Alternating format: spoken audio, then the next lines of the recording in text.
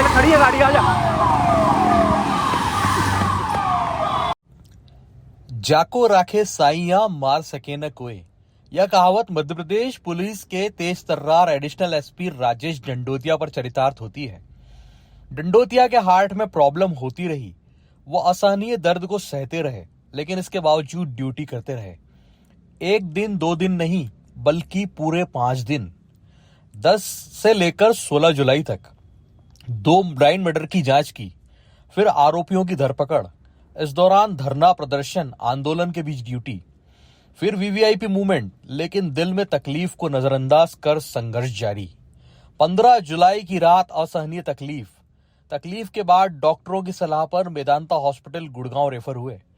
डॉक्टरों ने जैसे ही चेक किया तो वो भी आश्चर्य करने लगे कि यह आदमी इतने हार्ट ब्लॉकेज के बाद 5 दिनों से दर्द को सहते हुए संघर्ष कर जीवित कैसे बचा।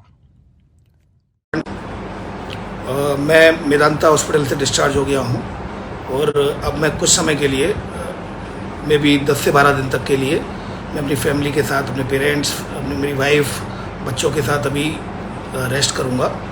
मैं ये इवेंट आपसे शेयर करना चाहूँगा क्योंकि इसमें कुछ लर्निंग भी है।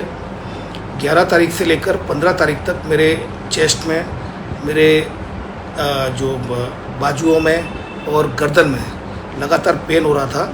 चूँकि 2 बड़े इंसिडेंट्स हुए थे, एक छात्रा जो अच्छा हत्याकांड हुआ था, जो काफ़ी संवेदनशील घटना थी, और काफ़ी इसके अलावा फिर एक चिराग शेवरे हत्याकांड हुआ था, जो कि दोनों ही घटना निश्चित रूप से दिल दहलाने वाली थी और काफ़ी गलत घटनाएं थी ये डेली।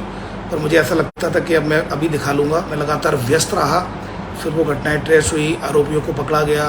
फिर उसके बाद 15 की मॉर्निंग में, 14 की इवनिंग में मैंने अपने दिलीप शर्मा से बात की, डॉक्टर अनुग्रह दुबे से अपोलो में बात की कि मैं दिखाने के लिए आ रहा हूँ। मैं फिर उलझ गया और 15 को मॉर्निंग में मैं जब जाने लगा हॉस्पिटल, तब फिर एसपी ऑफिस मुझे पहले जाना था, फिर वहाँ से मुझे हॉस्पिटल जाना था।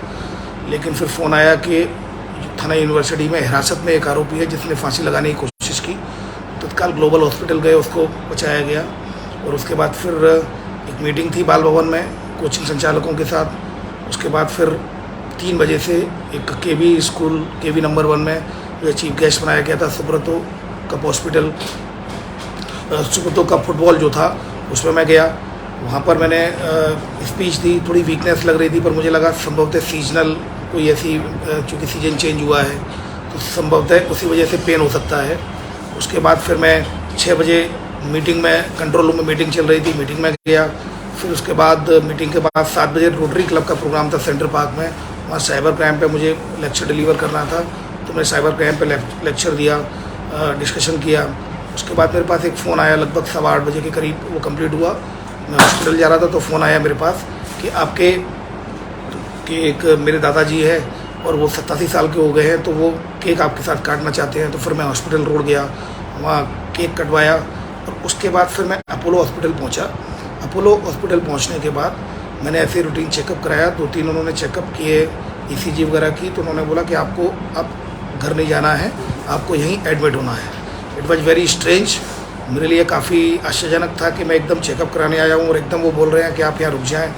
फिर सभी डॉक्टर अवधेश, डॉक्टर अभिषेक शर्मा, उन्होंने मुझे रिक्वेस्ट किया। फिर उसके बाद अनुग्रह दुबे, फिर दिलीप शर्मा, फिर उन्होंने मेरे एक साथी डॉक्टर को भी बुला लिया, जो मेरा मित्र अनिरुद्ध चाणक को भी बुला लिया मुझे मनाने के लिए।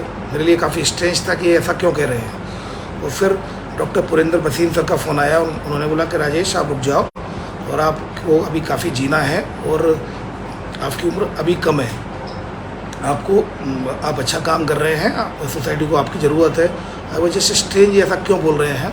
फिर उसके बाद चूँकि डॉक्टर पुरेंद्र भसीन सर काफ़ी सीनियर है, तो फिर मैं हॉस्पिटल में रुक गया। और फिर तभी एसपी साहब आ गए। एसपी साहब ने ही मुझे देखा, उन्होंने कहा रेस्ट करो। फिर वहाँ ट्रीटमेंट शुरू हुआ। मॉर्निंग में एडीजी सर आए, एसपी सर आए, ऋषिकेश सर आए और शायद साहब आए। सभी लोगों ने देखा और मेरी फिर जो ट्रीटमेंट होता है, ट्रीटमेंट हुआ। ट्रीटमेंट एंजियोग्राफी हुई मेरी। एंजियोग्राफी में भी उन्होंने कुछ नहीं बताया, उन्होंने बोला कि तुम वेदांता चले जाओ, वहाँ बेहतर इलाज होगा।